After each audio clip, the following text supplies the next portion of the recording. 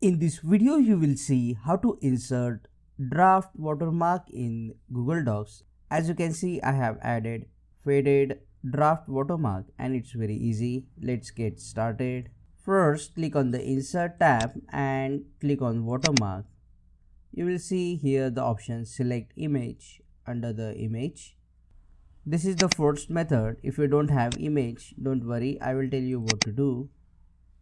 So if you have image, just upload the image and you will get the draft watermark.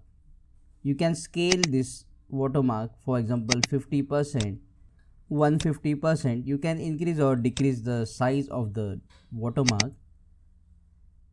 And if for some reason if you want to remove this watermark, you can just go again back to watermark option and this time click on remove watermark.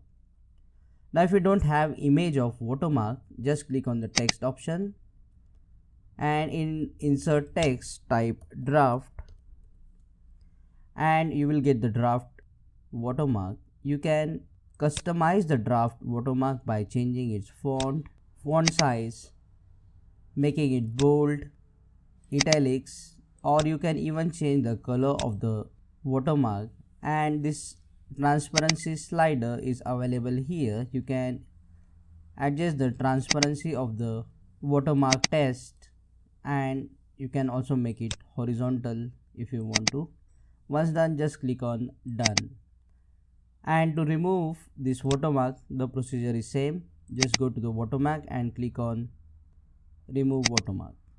Now check out these useful videos shown on screen related to Google Docs. Click on that like button, comment below and let me know if this video solved your problem. Subscribe and press the bell icon if you want to learn more tips and tricks quickly like these. Thank you.